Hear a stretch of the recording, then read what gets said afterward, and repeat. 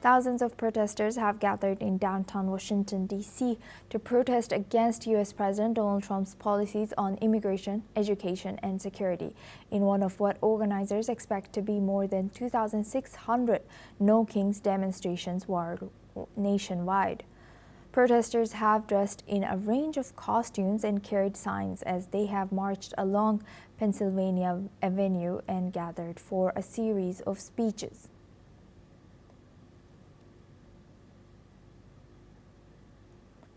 Meanwhile, tens of thousands of people have also filled the streets between Times Square and 14th Street in Manhattan, New York. As they rally in the anti-Trump No Kings protest, protesters have demanded Trump's impeachment. They've also spoken about the state of citizens' rights in America.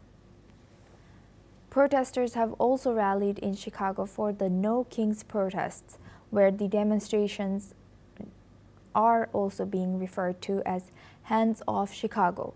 Protests are taking place in Grant Park and near the Trump Towers in Chicago, where protesters have described they are protesting against Trump's immigration policies and the recent immigration crackdown in Illinois.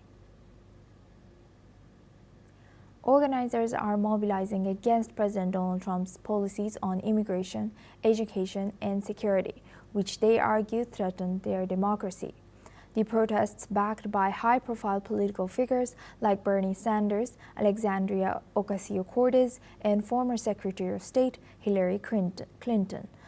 The protests are predicted to draw millions, potentially marking one of the largest demonstrations in U.S. history.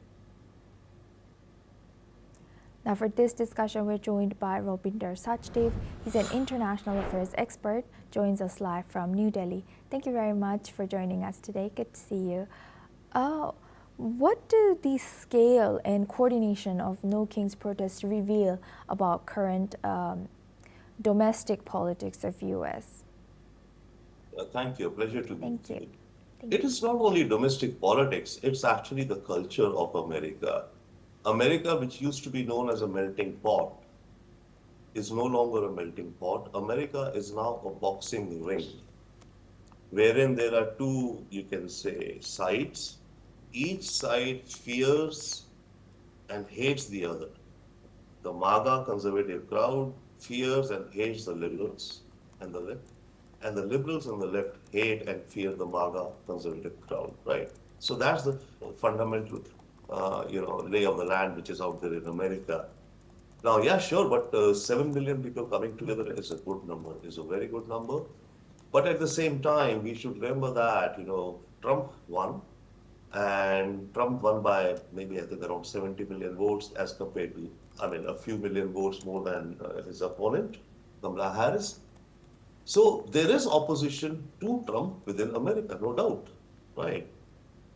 1/3 of America does not vote, if we were to look broadly. 2/3 vote, and out of the 2/3 vote, Trump had a slightly more than half, and Kamala had less than the half. So it's 1/3 of America actively is against Trump, and 1/3 of America, which was neutral, did not vote, could also be against or pro-Trump, we don't know. So the numbers that we are seeing this, it also indicates in terms of domestic politics that the Democrats are getting their act together. The Democrats were in shock and awe after the defeat, and the pace at which Trump is rolling out his executive programs and policy changes, they're not being able to cope up with the speed at which change is coming their way in all directions, right? And the liberal, the further left of the party has been asking to stand up and fight. The moderate Democrats are saying, okay, let's go along, we will see. But now it seems the Democrats are consolidating. So that's one other thing that we see from this protests. Other than that, it does not matter. Trump is in power, he will remain in power. And Mr. Sachdev, to what extent do these protests reflect broader concerns about them criticizing Trump's policies as not democratic and not being a democratic norm? And they are criticizing it with not only it being not democratic, but in regard of executive power, civil liberties, everything. What do you think about that? No, very much so. Yes, there's a huge opposition, and I mean, it indicates. I mean, these are the feet on the ground, right? The 7 million numbers which are being thrown around. They would be 3 times, 4 times these numbers of people at homes or in offices, okay, who may not have joined the demonstrations, but who feel a similar way, right? So there's a great number of people feeling that way. However, at the same time, Trump and the 1/3 of America, which has voted him, they feel that Trump is leading them towards a better, purer, stronger nation. Okay, whatever be the policies where it seems we don't want immigrants, okay, let him be harsh towards immigrants. We want America to be a Christian nation, so yeah, it has to be, Christianity has to be the numero uno, ODA in the country. Uh, Tariffs, fair enough. They're not concerned as long as it won't affect their consumer prices because tariffs are an international matter. But Trump says that he is pulling in billions and billions and trillions due to tariffs, and he's right on that, by the way. The European Union has promised to invest $1.35 trillion in America, in addition to the 15% tariffs it will pay. Japan has promised to invest $565 billion. And by the way, all of them have said within the next 3 years. Yes. We know often, politicians and countries make promises, things don't work out, but still, Yes. it seems intent is serious. Yes. So, in the Trumpotopian worldview, I've written a book on Trumpotopia.